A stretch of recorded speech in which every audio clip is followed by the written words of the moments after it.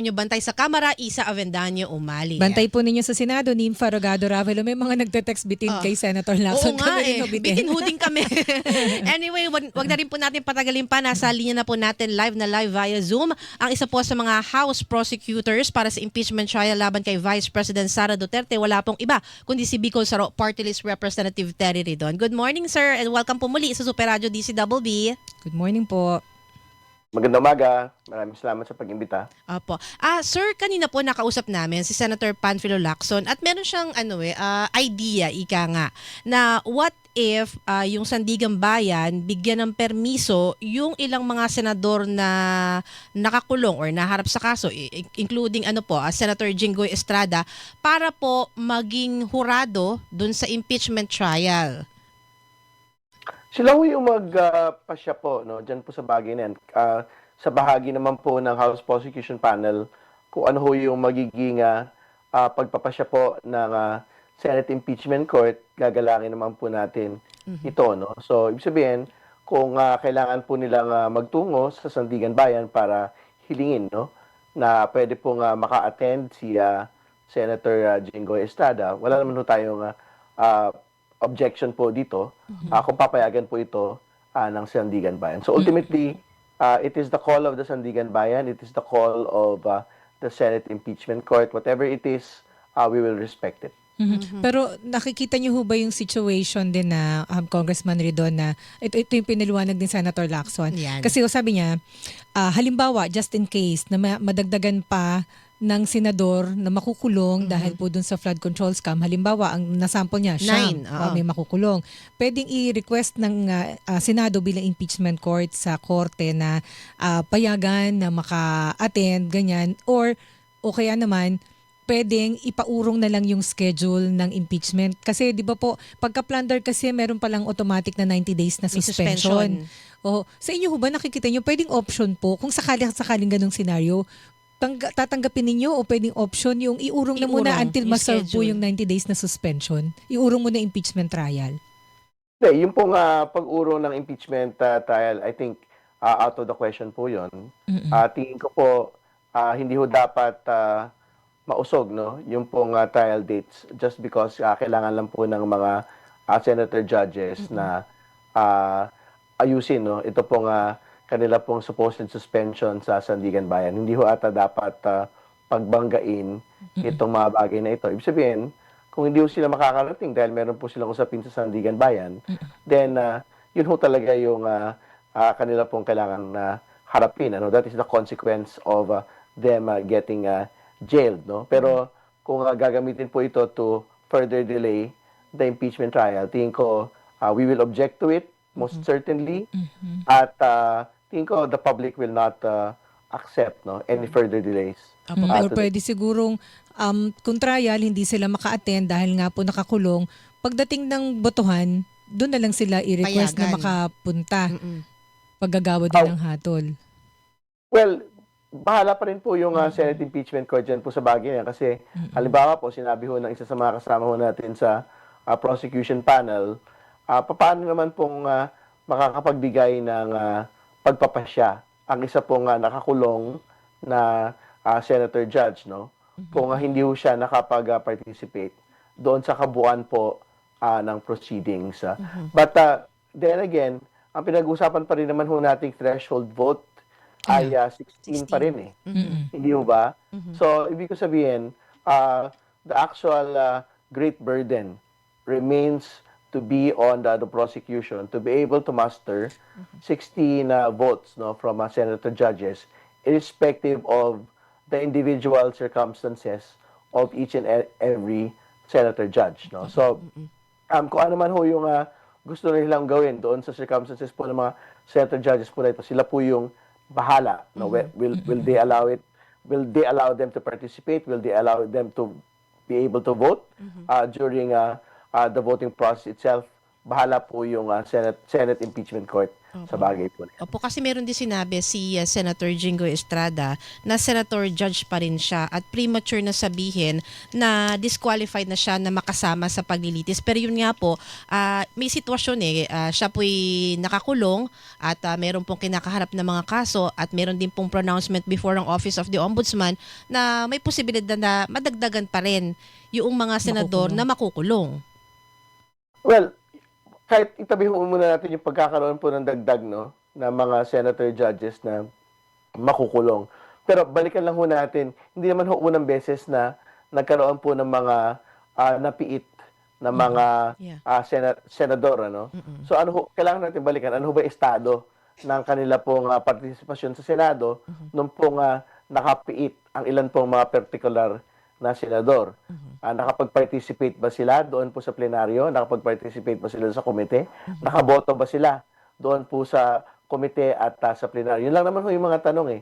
Ano ho ba yung actual na practice noong pong panahon? And so, tingin ko, hindi ho dapat magkaroon ng bagong estado just because you have a Senate impeachment court today. No? So, I think yan po yung mga bagay na kailangan ho nga i-consider ng atin pong Senate impeachment court moving forward relating to senator judges who are in fact in prison at the moment. Pero kayo po, Congressman Terry Ridon, kayo po sa House Prosecution, hanggat maaari dapat matuloy sa July 6 yung impeachment trial, magtuloy-tuloy po ito? Wala ko kaming pakialam kung ano man ho yung magiging estado. Will senator judges in prison be able to participate or not? Ang mahalaga po sa amin, magtuloy na po yung pong una pre-trial proceedings this week. No, yung pong June 15, June 18 na mga naitakda na po mga petsa at pangalawa yung pong July 6, no, na itinakda po pagsisimula po ng atin pong paglilitis, no. So sila po yung bahala, wala akong problema. Kung payagan man ho, wala ko kaming pagtutol. Kung hindi payagan, wala rin ho kaming pagtutol.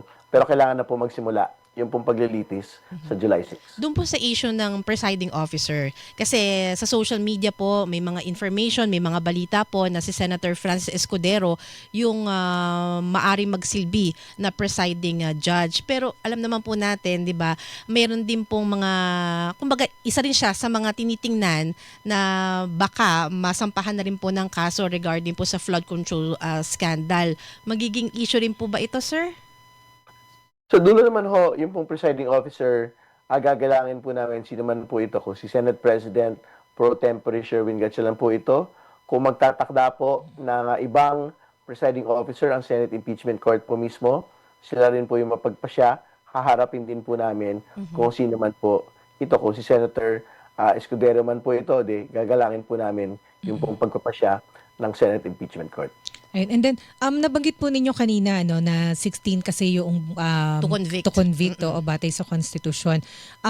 Meron ho bang balak o wala ang kayo po sa House Prosecution Panel na hilingin na ibaba yung threshold ng boto? Kasi ito po merong pinalulutang na apprehension yung Cayetano Black na baka kasi binago daw binago yung quorum ng Senate, sa halip daw na 13, 12. Of course, may debate yan. Baka daw dalhin yon hanggang impeachment court at ibaba yung threshold ng pagbilang ng boto to convict the Vice President.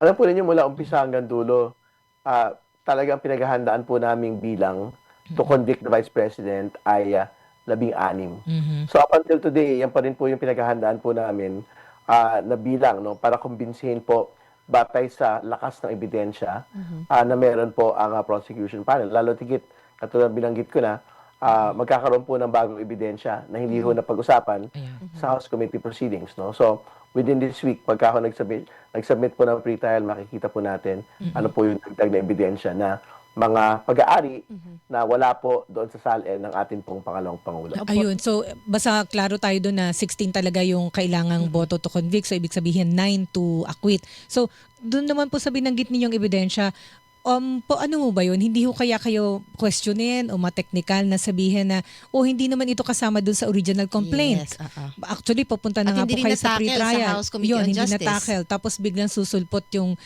sinasabi po ninyong bagong evidence na hindi nakadeclare sa SALN po ng Vice President. Alam po niyo, wala akong nagpipigil sa kahit sino mang partido, whether sa defense at sa prosecution, na maglatag po ng bagong ebidensya at the level of the pretrial. In fact, kahit after pretrial, kahit during trial proper, pwede pong maglatag ng bagong ebidensya for as long as relevant and material doon po sa pagpapatunay o doon sa hindi pagpapatunay ng articles of impeachment. No? So, basta po, for example, after pre-trial, basta pumayag po yung Senate Impeachment Court, pwede pa rin po maglatag ng ebidensya. So, they cannot say na you cannot propose new evidence at the level po of pre-trial. Kasi for example, mahalaga po ito eh.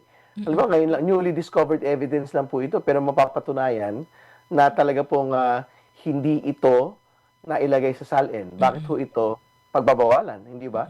So, ibig sabihin, mahirap naman ho na nakabatay lang ho sa mga supposedly technicalidad yung pong pagpapalitaw ng katotohanan, hindi ho.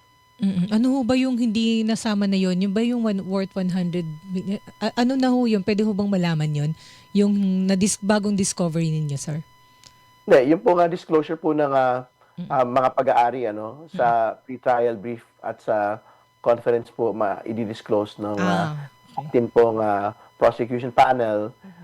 Pero ito po yung ilan sa mga pag-aari na kailangan pong nakalista doon po sa mga opisina ng gobyerno.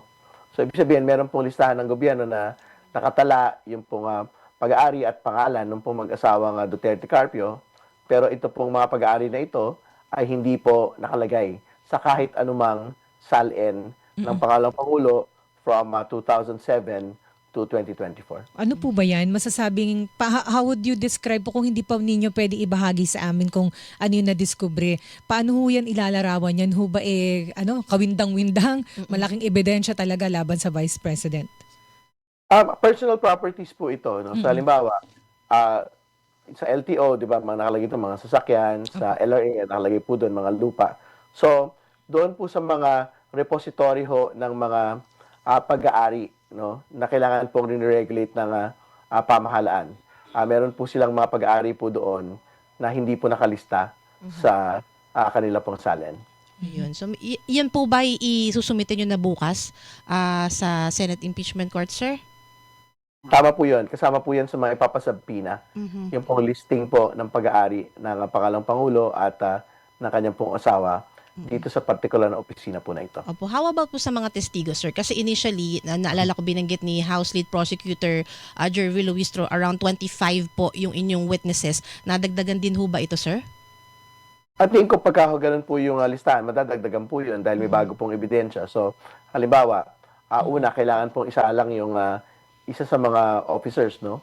Nung pong ahensya po na yon. Pangalawa, baka kailangan pong mag-invite nung pong halimbawa, yung pong pinagbilhan nung pong mag-asawang Duterte Carpio, yung pong may-ari halimbawa ng tindahan, para i-identify at ibigay ano ho ba yung value, kumbaga magkano yung presyo nung pong mga pag-aari po na ito. Ayun. And ako, last question na lang kasi patungkol po doon sa special session, dahil kanina nga po nakausap namin si Senator Panfilo Lacson, syempre yung pong Senado, marami silang mga naiwan na mga panukalang batas, yung po sa confirmation ng CA.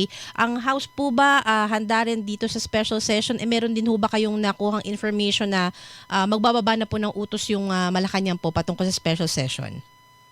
Sa bagay ko po, wala pa po kami impormasyon kung meron mga special session. Pero syempre, isang bagay po ito na susuportahan po namin. No? Hindi naman po pwedeng Senado lang po ang magbukas.